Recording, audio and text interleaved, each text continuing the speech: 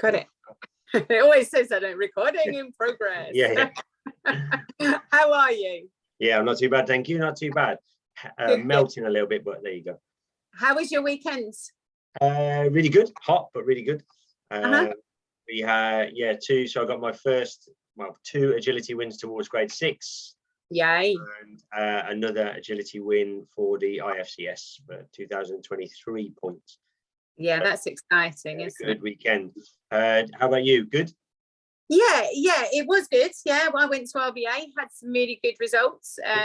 Got into first champ final this year, which was lovely, and he came 4th. So amazing. Yeah, very, very nice. Yeah, came 5th in Olympia. Yeah. Everyone's like, "Yay, well done." It's like, no one wants a 5th when the top 3 go for a run. No. But he was a really good boy. I couldn't have done any more. So, and he coped well with the heat, which I thought was good preparation for Italy as well. Yeah. Perfect. And that kind of led me on to what we were going to talk about today. Yeah. So I was at RBA, and I was at RBA last year as well, which was probably one of the first champ shows out of COVID last year, whereas this year it wasn't. So the thing that really, really struck me this year was round the champ ring. So because it was so hot, they'd put up a marquee with a pool, which was lovely. But they'd also added some chairs in there. Okay. And everybody was very, very chilled out, just because we were seated, and they weren't structured chairs, they were just sitting around. The dogs were really, really chilled out because everybody else was really chilled out. I wish I knew who the ring party was. I should have looked at that before we recorded this, really. But amazing ring party. So the lady that was calling us out, she was absolutely organised. They were like, this person's going next, this person's going next, right? You've got people, you've got this. And in general, that made a very, very chilled atmosphere. I know it has a massive impact on me. And in turn, I don't think it's any coincidence that Kit ran beautifully, because I was calm, so he was calm. And it led me to think what was different last year, because last year when I went to RBA, obviously people were quite stressy and quite excited. And it was like, how much of an impact do we, as ourselves, dealing with our emotion, have on our dogs, and also the reactions around the ring? So I know we kind of spoke last week about harsh handling and what we deem, and sometimes when people are nervous, you do extra things, and it's like taking responsibility, isn't it, for the way that we feel. I think had a really, really big impact on that.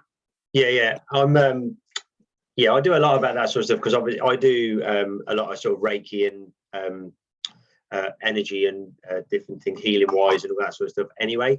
So energy for me is quite a big sort of subject, and I feel it 100% makes a difference to how your dog is, how the other people around you are.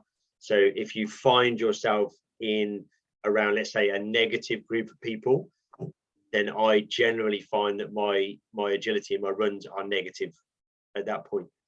Things don't, you might have a clear round, but it won't be as much, it won't feel as good, or it won't be as whatever, or you might get eliminated, and then it brings it all down. Because you're not comfortable with the people that you're surrounded by. The people, or it's the energy, really. I mean, some people have a I'm not going to say a negative vibe to them anyway, but no, I think they do. And I think if you get stuck in that environment or that group or whatever, when you're trying to stay calm, chilled out, or raise your energy or whatever you need, then that just becomes, it's just too hard to run. See, I agree with you. I did a lot, probably don't practice it as much as I should now, but about the universal energy and kind of what you put out, you get in. And I know we've spoken about like positive mindset and everything. And it's quite difficult though, don't you think, that when you're feeling anxious. So I did it because I deal with anxiety, my own anxiety, and I don't feel that it's fair on other people to take on board my anxiety. So that's why I do like a lot of stuff. But it's really hard when you're in that moment, and you know, we're all, I think, just being in champ. Amanda Luckman she did some amazing courses, and I felt she may not have wanted this, I don't know, but I felt it was quite a simple champ final, and she used the pressure of, you know, to get the results, and that was amazing, because we're all very, very nervous just because we're in champ final. Well, maybe some people aren't, I don't know, but I think most people are, just by being in champ and you having to get those non-eliminations. And I myself, I think, have been quite short at times with people.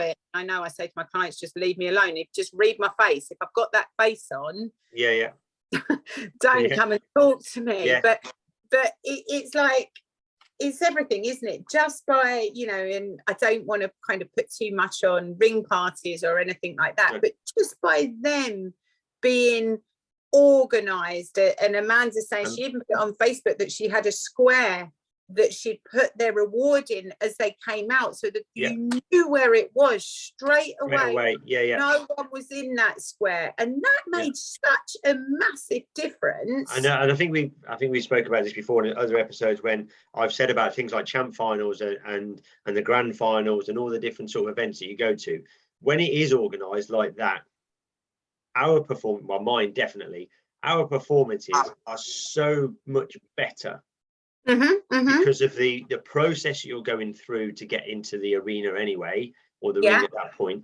And like you say, you've got certain people at certain points that are calm, under control. They know what they're doing. They know what you should be doing, even if you don't. So they point you all in the right direction. You know exactly where everything is. So I think that certainly makes me feel better when I'm running, because then I only have to concentrate on me and the dog. I don't have to worry about anybody else or anything else. And of course, you know, shows, and I don't know whether it's financial, I don't know, but shows will always put on, you know, on a champ ring, that they'll usually put on their experience ring party, etc., etc. But it doesn't give. I know we've spoken about this before. There's a lot of stressed people this year, and the lower grades were not as well supported. Now, there was a lot of social media going on this weekend about shows and lines for young dogs, and so kind of inexperienced people not realizing that the lines were not so good. However, what I did notice, and you know, I'm not going to slate anyone for this at all, because I think bringing awareness to the fact that they were poor lines was a good thing. But what I did notice was the effect that did actually have on some more inexperienced handlers, because they were queuing probably quite happily and everything else. And then you've got experienced handlers saying, well, I'm not running that because of this, I'm not running that because of that. That then put a negative vibe around the ring. So then you see the confidence of inexperienced handlers like smashed, like what am I doing to my dog? Should I even be at this show? Should I be doing this? Should I be doing that? And that's where the whole vibe thing comes in, isn't it? Yes, having a steady or a calm. I think from an experienced handler's point of view, that we are, when we go into, like, because we're champ handlers, we do this more regularly. We're doing it more regularly. We accept a bit of that pressure. We understand it. So I think when we go into the lower level queues, which we have to, because I've got, we've got lower level dogs, etc. I think partly, and as instructors and trainers as well, I think it's our responsibility sometimes to make sure that the energy is calmer and more relaxed in those lower grade. I think it's easy when you're a trainer. So yes, we might not agree with certain things on the course. We might not agree with the lines on the course. We might not agree with the way that things have been done or set. But I think we have to have take a point where we go, okay, I'm not going to discuss this right now, because there's people in here that might have no idea at all.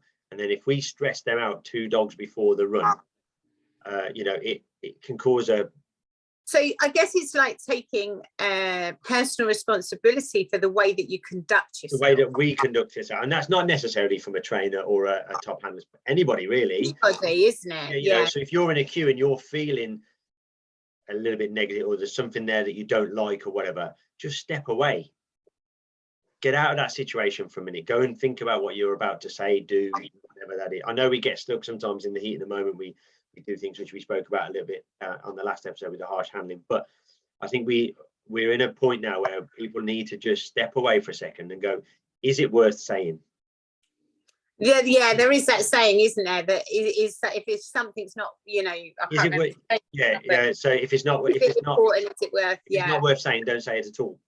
Yeah. And realizing that the effect. So it's okay to have a private conversation with someone that you trust and everything else. But if you're speaking that in a loud voice, and I know you're a great believer in that we can't babysit everybody. No, we can't babysit everybody, but we can actually be aware. We have to take responsibility of it for ourselves. Yeah. For what we're giving out to everybody.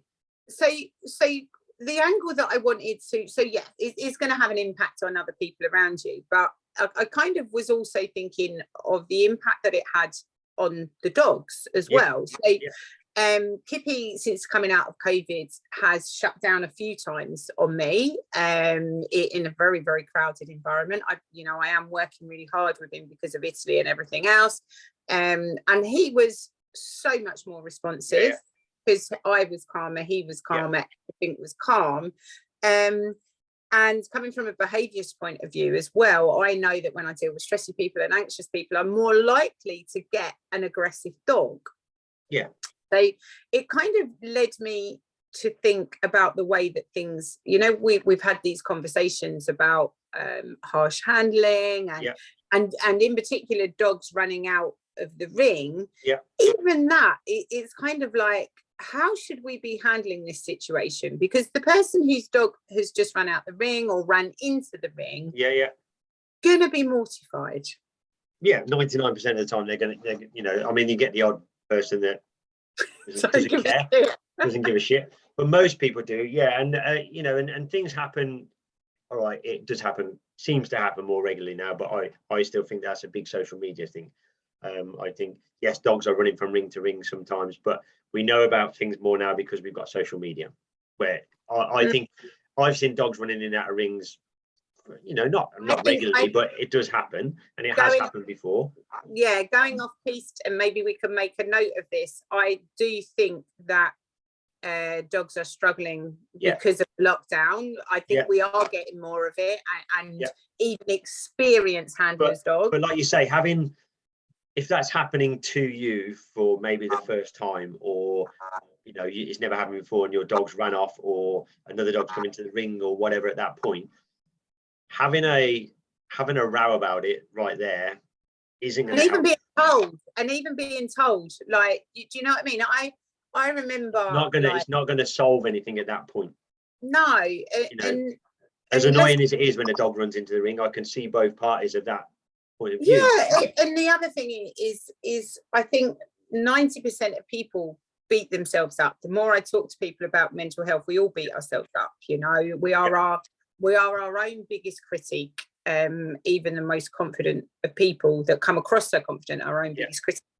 So actually, if you've screwed up, or your dog screwed up, or you've done something that you shouldn't have done, do you actually really need to be told that? And is that going to make the energy around the ring even more? So suddenly, like, you've had this incident that's probably come for no reason, or seemingly no reason, and then suddenly someone goes, you shouldn't be doing that, you shouldn't be doing that.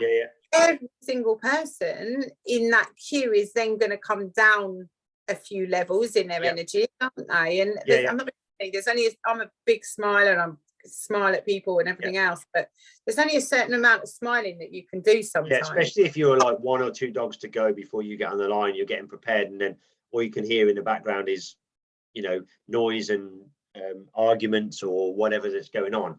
It's not really beneficial to you going into the ring. I think that's gonna to be fair, you don't hear the arguments, you just see it on social media. This is true. Absolutely. But I agree, and queuing is quite stressful anyway. especially in the lower levels. Like, you know, even when I go to a queue and it's a lower level class and people assume they've got to get in a queue and there's 20 dogs in the queue and they're excited and nervous and they want to get in there. I think that's a stressful environment anyway. So if you've already got that and then you're starting to have people in there that are moaning and Yeah. it And makes it worse. I guess so obviously in Champ we have to run in strict running order. So Yeah. and I can see, so this is just my head working. So I guess if all the rings stuck to like calling up to 20 and only the top 20 were allowed in, then that would make things calmer. And then everybody would know where they are. Yeah, so definitely that. On the other hand, you know, I've had it where I'm like, I had it in the Olympia, I was running order 82. I wanted to go home, so I was desperate to get in. It is, but if all of the shows had the same thing, we would get to know that, and then we can make decisions around that, can't we? So yes, if you're number 82 and you want to go home, and they're only calling to 20, then you go, oh well, I want to go home, or I'm sitting here for 2 hours. Yeah, exactly. And then you make your own decisions, don't you? So something like that. And you know, we know that sometimes obviously we have ring party that are under immense pressure because there's only 3 or 4 of them. But even again, you know, I guess you could liken this to even somewhere in co-op. You know, you've only got to have somebody negative organizing you.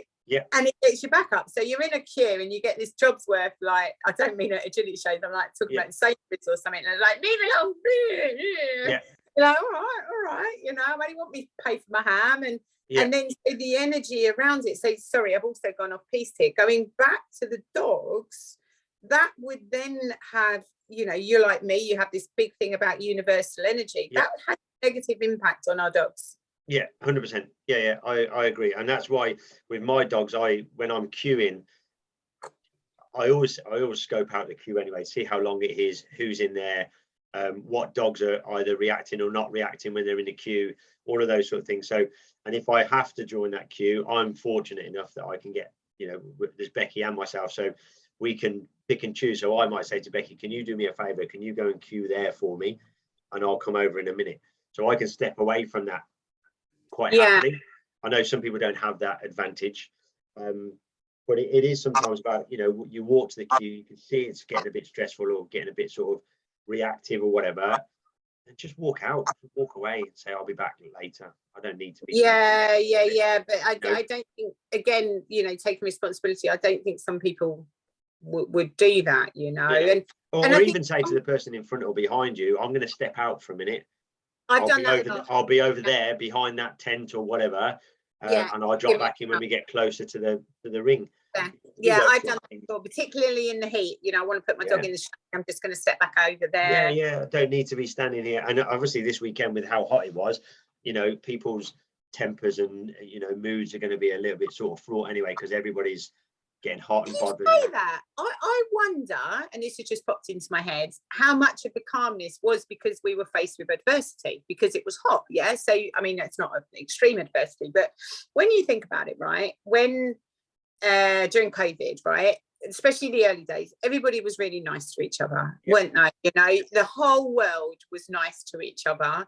But everybody went out and clapped the NHS, all that sort of, because we were all united in our adversity. So this weekend, was it calmer because everybody was in the same boat, everybody was dealing with the heat and everything like that? That said, I did see some stress heads going along as well, but or you know, am I just looking too far into that? You know, I don't know. I mean, you could say, I mean, we had you know, even though it was very hot this weekend, we had a really relaxing show. Everybody was, you know, pretty chilled out about it. Like you say, everybody knew it was hot. Everybody, you know, they deal with it, and you do what you can. There was paddling pools around by the queues, you know, around the rings and stuff for dogs and that after their runs or whatever. So there was enough to do. So I think it was pretty calm due to the hot weather. That everybody was just chilled out a little bit more, or maybe they were a little bit tired, I suppose, because it was so hot. So they weren't. It wasn't enough energy to argue or anything. Yeah. Maybe that was it. But yeah, having it wired in the wind. I remember when I used to work in schools, the kids used to get wired in the winds. Yeah, exactly. Like, the whole universal energies go like forever. Yeah, and I think I definitely work on it with my dogs for sure. You know, before we go into a ring or whatever, I need to be as sort of calm or as positive as we can be before we do anything, and I think that makes a massive difference on how he runs 100%. Even if it's a course that I don't particularly like, or I find challenging or whatever, if I go in there with that attitude that this is a rubbish run or a rubbish course, then we're going to have a rubbish. Yeah. Well, and it's self-fulfilled prophecy, isn't it? So, you know, you can always see it where everyone goes, you know, if someone says my dog is going to go wrong there, they will go wrong there. I have an example of this morning, which shocked me to the core. And I was training with Stacey Irwin this morning, and both stood with our mouths open. So we were training, God, what were we training? Threadle wraps. Yeah. No, I was training Nairobi. So it was just threadle wrap on a wing, because I haven't done much with her at all. There was a tunnel behind, and there was a jump set quite a long way off the jump that we were doing the threadle wrap, right? So 2 or 3 times she got it lovely, and then Stacey and she was taking it wide, all right, so she was taking it wide because the other jump was pulling her just slightly, and Stacey said to me, she said, just reward it, but you know, we haven't got to worry about the size of it or anything like that. She's making a good choice to come round the jump. And then she could quite easily just be taking the other jump, right? Now both of us had our back to that jump, right? The very next time she took that jump, I was like, I mean, my dog speaks English. Or that is universal energy to the hill. I mean, I'm a great believer that, you know, we gravitate towards it. So I talk about this when I do behavior work and everything. You know, we get reactive dogs because your body turns towards the noise, and then. But we had our backs to this jump. We had our backs to it, and we just went. Yeah, she could she just quite easily be taking it, and suddenly she took it. And it was like, no. Yeah, absolutely. But I mean, I think it does work that way. You know, I think we do either talk ourselves into it if that's the way it goes. Generally talk ourselves out of it. Yeah, or out of it. Yeah, absolutely. But I think I definitely had a different, you know, attitude this weekend. I kind of had the old me, the old competing me, the fact that I can do it, and I want to win, and I want to get in the champ final. And I went out and nailed it. So maybe I just noticed it because I was calmer, but there was definitely a calmer environment around it. And I think, you know, I guess the message that I'm trying to get across today is just to like you say, take responsibility for your own emotions. Yeah. And if you stood next to Jack, then don't go and stand next to Jack, go move. Yeah, exactly. Yeah, so that's why I said sometimes I do scope a queue out sometimes and see who's in the queue and whatever. And if there's certain people, you know, that you not necessarily not get on with, but I just know that the energy between their dog, my dog, me and them is going to be not what I need right now. And it might be somebody that you really like, and you know that you're going to get caught up in a funny conversation, or it's going to be, you know, laughter or whatever. It's going to take the energy away from what you're actually concentrating on. So it's not necessarily always going to be a person that you don't like or don't get on with. It could be a person that's going to give you the wrong sort of energy that you actually need right now. Yeah, it may be that it's nice to have a happy person and somebody you're standing next to and having a laugh with, but that doesn't necessarily mean that that's good for you. No, exactly. Sometimes you want the best, particularly for your students, don't you? So I've been really guilty, and it has been brought to my attention in a kind of tongue-in-cheek way. But I've done something about it, because you always want to help people, don't you? So if they get a little, you always feel like you need to justify why what went wrong. And I do have this theory that you shouldn't discuss your run in the first half an hour. No. However, if I'm watching somebody, I would always go like, oh yeah, that was really nice, but you could have just done this, you could have, do you know what I mean? And that isn't positive. No. I've done it to Stacey, I've done it to Candice, you know, I've done it to people that are around me, and it was Candice, bless her, she turned around and said to me a few weeks ago, can't you just say it was fucking nice like that? And I was like, God, yeah, absolutely. It is a little bit like that. Yeah, I mean, I'm the same, especially from an instructor's point of view. You want to feel like you're giving feedback and stuff to something that they're doing, and sometimes it, you know. So I usually say, I try now to say to somebody, you know, just reward your dog, go, you know, get away now, go and chill out for a little bit and whatever, and then try and talk about it later. It's like what we've always said about, like, give advice when it's asked for, not when it's not asked for. Yeah, exactly. Yeah, exactly. But having, I think having trying to have, and it's not always a positive. I don't think positive energy. Yes, we want positive, but I think about having the right sort of energy for you and your dog at that point. And if the energy isn't right, then don't go in, or, you know, step away, or, you know, don't get involved in that. It's like you say, it's being responsible for your own actions, isn't it? So I know people, like I say, I know people that want or need a positive conversation or something before they're going anywhere. I also know people that would want to be left alone. That, you know, there's people that want to have that laugh and a giggle before they go in, etc. And it's about knowing, or, you know, having that sort of maybe it's being able to read people, isn't it? Because having that awareness. Yeah, I remember Stacey when she was on the junior team, they had to fill in a form like, who would you like to go to the ring with you? Who would you like to do this? Who would you like to do that? And she didn't want me there because I just stress her out. No. You know, I constantly say, are you okay? Are you okay? Are you okay? Yeah, of course I'm fucking all right. Of course I'm not all right, you know? It's like, and it's always like, Becky and myself have the same sort of thing about 2 or 3 dogs before we're about to go in. I always walk away and say, right, I'll leave you to it. Yeah, that's what I do now. And Becky does the same to me. She'll just say, right, concentrate on what you're doing. Maybe we're just taking it all just a little bit too seriously. Seriously. Yeah, absolutely. Well, yes, I agree with sort of the opening part of it. I think more of us have to take responsibility for the energy around the shows, the rings. You know, I think it definitely could be better. I think there is a negative energy around a lot of the shows and the rings at the moment, and for whatever reason, I don't know really. It could be one of them. No, there's lots of nitpicking going on. There seems to be a lot of nitpicking going on in the world. Exactly. And I think if every one of us takes a step back and every one of us has a look at what we're doing before we do it, I think feel the vibe. Yeah, absolutely. I agree. Absolutely. And I'm a we'll all need to meditate around the ring. Yeah, that's it. We need little tents around the ring with meditation. Just meditation pots. 2 chairs. Yeah. Maybe that's the thing. Maybe there needs to be a chill out zone. Maybe there needs to be a little area that's roped off somewhere for everybody to go and sit down, and we need to fence it all off around the trees and the daisies and the daffodils. Maybe we've spoken too much in the heat. I think we need to wrap this up. Yeah, maybe we do. Yeah. But that's cool. I agree. All right, speak to you soon. Take care. Bye.